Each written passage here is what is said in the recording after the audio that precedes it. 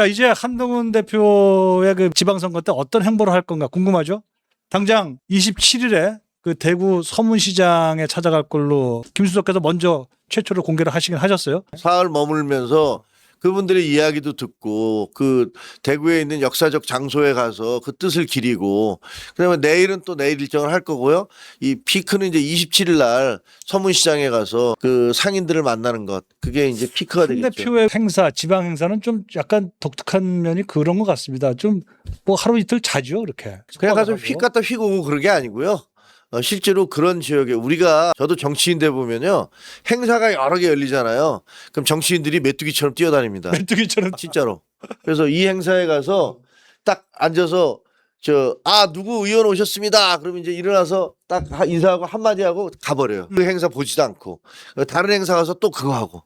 그러니까 정치인들은 그렇게 하는 게 내가 좀 더 많은 사람들에게 나는 알려졌겠지라고 생각하지만 가고 난 다음에 욕하거든요. 아이 저거 얼굴 비치려고 오고 말이야. 뭐 하려고 왔어. 이렇게 투덜투덜 거리는 소리를 저는 많이 들었어요. 네. 근데 실제로 그 지역에 가서 그 며칠이라도 묵으면서 거기 있는 그 장소도 방문하고 의미 있는 장소도 방문하고 그다음에 거기 있는 주민들 유권자들과도 만나고 이런 것도 굉장히 의미 있는 행동이라고 생각해요.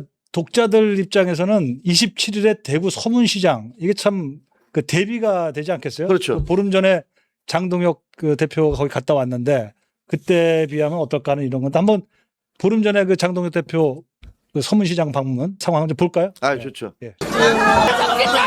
나칩니다. 무더기인 버리면 지방선거 뒤집니다. 예, 정신 차려라. 뭐 이런 얘기까지 나오는데.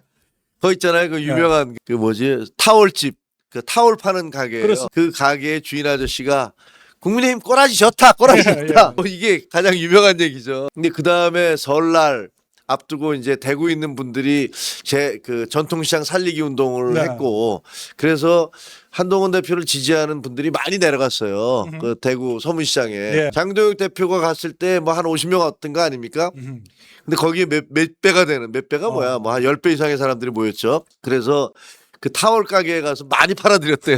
그건 그렇고 이제 모레 한동훈 대표의 그 방문은 좀 다를까요? 뭐 다르게 예상이 됩니까? 어떻습니까? 예, 뭐 아주 많이 다르겠죠. 아주 많이 다르다고요? 아주 많이 다르겠죠. 일단 그 대구에서 있는 분들도 많이 나오실 거라고 생각이 되어져요. 대구의 지지자들 뭐 또 일반 그날이 이제 금요일이잖아요. 네. 그러니까 원래 토요일 날 제일 많긴 하던데 27일 금요일. 네, 금요일이지만 금요일 낮에 가니까 대구 분들도 많이 오고 또 전통시장 살리기 운동의 일환으로 한동훈 대표의 지지자들이 전국에서 올라오거든요. 한 대표 지지자들도 같이. 그럼요. 많이 가겠고. 버스로 많이 갑니다. 또 뭐 다 동원하는 거예요? 동원이라는 것은 원래 오더를 내려서 돈을 주고 버스비 대주고 이런 거 아니에요. 아하. 이거는 완전히 자발적으로 자기들끼리 그런 의미의 자발적인 자발적인 운동이죠. 이거는 쉽게 얘기하면 지난번에 잠실체육관에서 그렇죠. 만 수천 명이 모여서 했던 그런 것처럼 다 자기 돈 내고 하는 거잖아요. 이거 전한길 씨가 킨텍스에서 10,000명 모으겠다고 했다가 500 몇 명 뭐 하다가 결국은 다른 사람들이 우리 얼굴 왜 쓰느냐 해서 태진아 씨가 뭐 소송 건다 그러고 이재용 아나운서 또 그 뭐 항의하고 그래서 결국은 취소돼 버리는 이거하고는 또 완전히 질이 다른 거죠. 그 한 대표의 2박 3일 대구 방문인데요. 그 본인 입장에서는 2월 8일이죠. 토크 콘서트. 거기 이후에 첫 번째 큰 행사예요. 그리고 지역으로는 첫 번째 방문 지역인데 이렇게 보면 결국 국회의원 보궐선거 네. 그 가장 유력한 곳으로 대구로 찍어도 되겠죠. 그러니까 유력한 것은 저희가 원하는 것이 아니라 지금 어떻게 해서든지 장동혁 지도부는 한동훈 전 대표가 영남 지역에서 선거를 통해서 승리해서 배지를 달고 돌아오는 게 가장 재앙으로 생각할 거예요. 그걸 제일 두려워할 겁니다. 그렇죠. 윤호개인 세력도 마찬가지고. 영남 지역에서 무소속으로 당선돼서 올라오면 그게 제일 끔찍한 시나리오일 거예요. 그러니까 어떻게든지 막으려고 하겠죠. 그러다 보니까 뭐 그 장동혁 대표가 그 방송에 나와서도 뭐 자기가 싸워서 이기겠다 이렇게 얘기를 하더라고요. 그러니까 어찌 보면 대구에 그 자리를 안 만들어주기 위해서 재보궐선거가 치러지도록 하기 위해서 무슨 수를 쓸지 저는 뭐 알 수는 없습니다. 그 대구 지금 예상되는 구도를 보면요. 대결 구도가 이진숙 전 방통위원장 그렇죠. 그분이 이제 국민의힘에서는 유력하게 나와 있고 또 주호영 부의장 수성갑입니다. 추경호 의원 달성군이죠.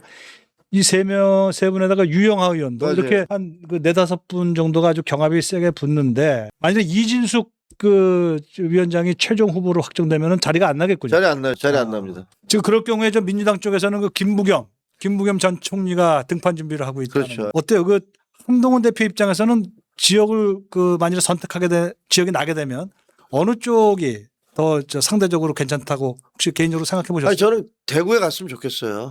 대구에 가서 보수의 심장이라는 대구에서 정말 지금 그 한동훈 전 대표에게 뒤집어 씌워져 있는 어떤 그런 비난 있잖아요. 그걸 당당하게 털고 일어났으면 좋겠어요. 지역으로 치면 수성갑이나 달성군 뭐 어디든 갈 수 있겠지만 어떻게 보세요? 아니 그거는 뭐 누구든지 다 아는 얘기지만 수성갑이 그 거기가 이제 서울의 강남 비슷한 곳이라고 예. 그래요. 그러다 보니까 과거에 홍준표 시장도 거기서 무소속으로 그렇군요. 출마해서 당선된 적이 있고요. 아마 한동훈 대표가 그쪽에 나오면 상당히 뭔가 큰 돌풍을 불러일으킬 가능성이 크다 이렇게 그 생각해요. 지역구 성향도 보면 그 주호영 부의장이요. 주호영 의원이 사실 뭐 굳이 얘기하자면 그 비윤 그죠? 그렇죠. 그 비장동혁이라고 볼 수 있죠. 네, 그렇습니다.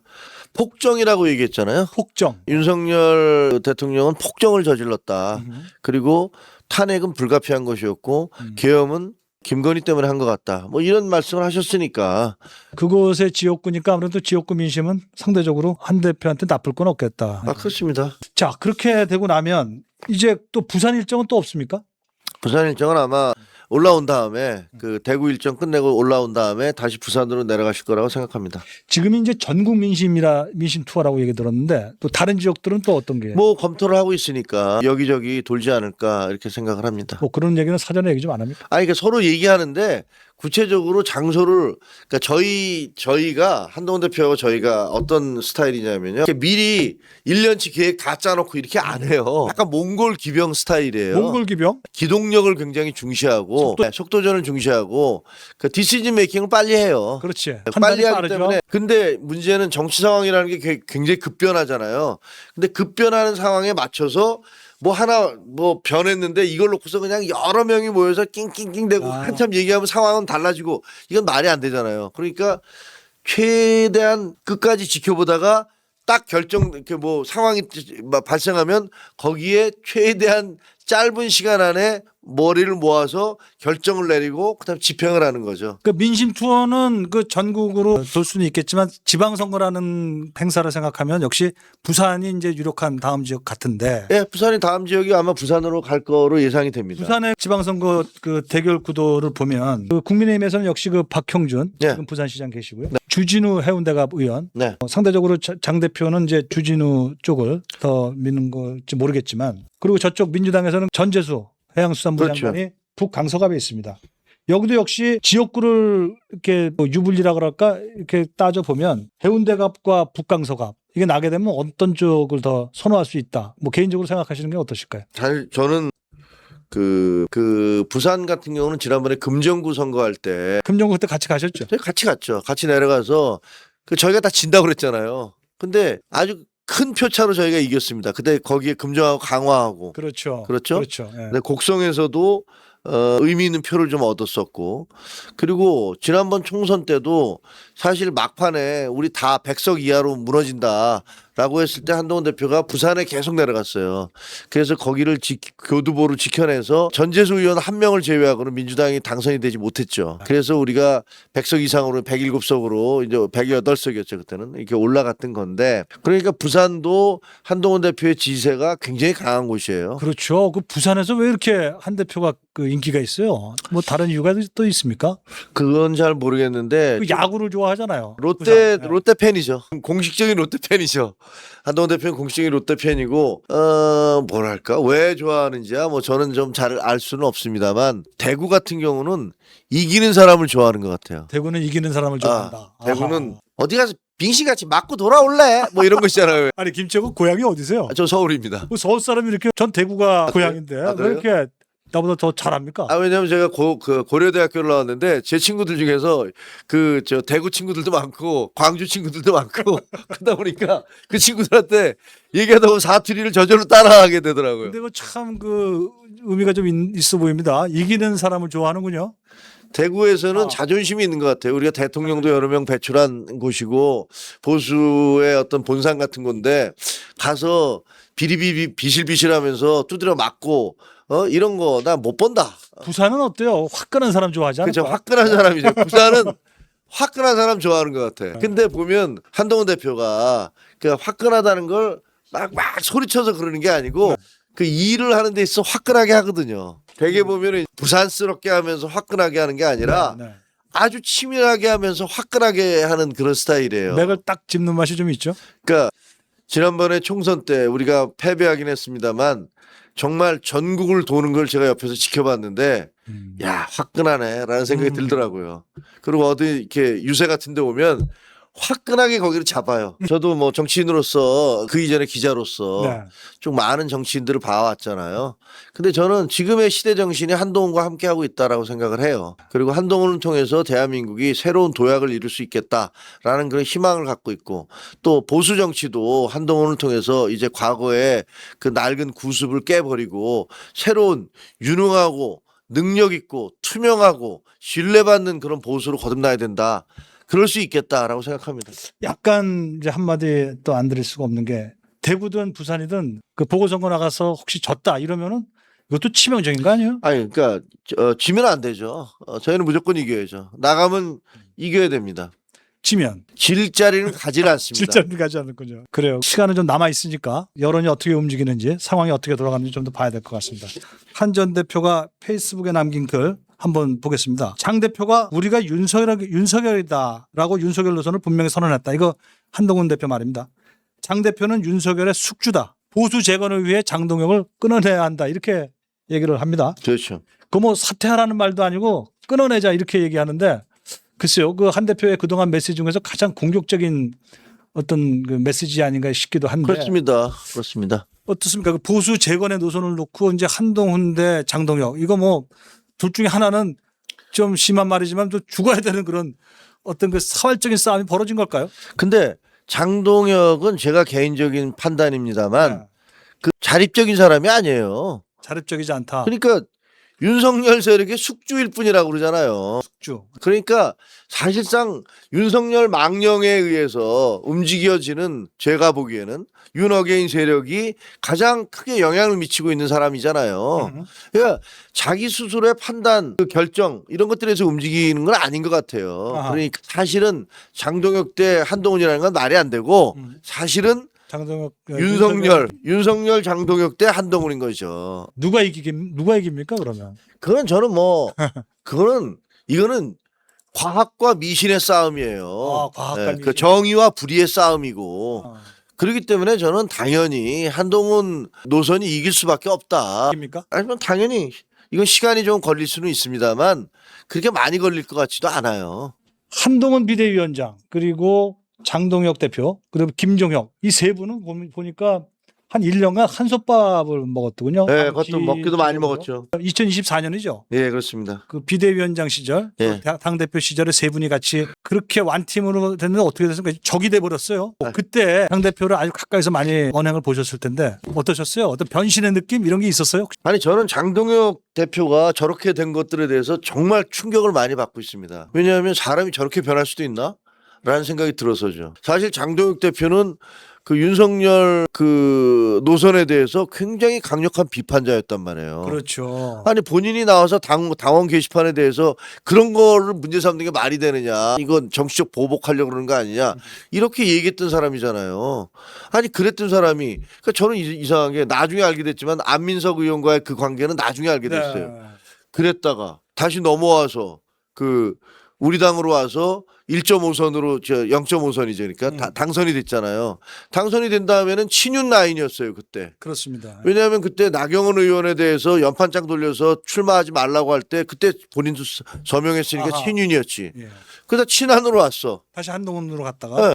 열심히 한동훈으로 하면서 친윤을 비판하다가 갑작스럽게 또 이제 비상계엄 이후에는 친윤으로 갔어. 도대체 뭐가 뭔지 잘 모르겠어요. 그래서 왜 그렇게 계속 변하는지, 그러다가 지금은 그 친윤 정도의 수준이 아니라 거의 극우 노선을 걷고 있는 거잖아요. 개인적으로 사실 궁금한 거 하나 있어요. 옛날에 어디선가 제가 들었는데 그 윤석열 대통령 비상계엄 그 즈음에 그 네. 시절이죠. 한동훈 대표가 여야 정치인 14명 체포조 명단 속에 있었다. 그런데 그 체포조 명단 14명을 우리 김철국께서 어떻게든 입수를 직접 해서 가장 어려움에 처해 있었던 한 대표한테 직접 전달해 주었다는 그 긴박한 상황 같은 걸 제가 누구한테 들었는데 그게 맞습니까? 얘기 좀 해 주시죠. 그 당시 상황이 있었으면.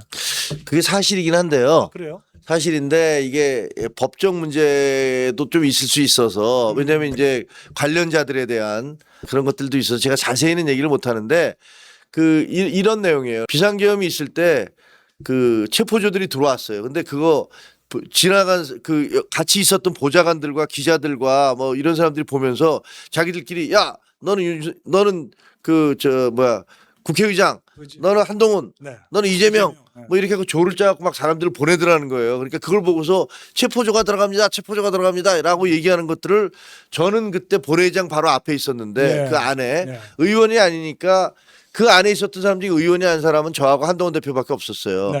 그러니까 한동훈 대표는 의사당으로 들어갔고 음흠. 저는 그 앞에 바리케이트에서 밖에 이제 서 있었는데, 안에 서 있었는데 그때 국회 직원들이 왔다 갔다 하면서 한동훈 체포 이런 소리가 나왔죠. 이런 소리를 핸드폰으로 한동훈 체포조가 들어간답니다. 이렇게 얘기가 들어오더라고요. 그래서 그 얘기는 우리가 체포조가 들어왔대더라 라는 얘기는 소문으로는 알고 있었는데 그렇지. 실제로 그 체포조가 있었는지 없었는지의 실체는 몰랐던 거예요. 그거를 김채구가 알게 된 겁니까? 제가 알게 된 거죠. 아하. 그걸 처음으로 알게 14명 명단 맞습니까? 그렇죠. 그때 예. 이제 그 14명 명단을 알게 돼서, 그래서 저가 그게 알게 된 다음에 이제 한동훈 대표가 통화를 했는데 굉장히 당황하더라고요. 그게 진짜냐고. 그게 진짜였던 거냐고. 근데 왜 집권당 대표인 왜 저를 체포하죠?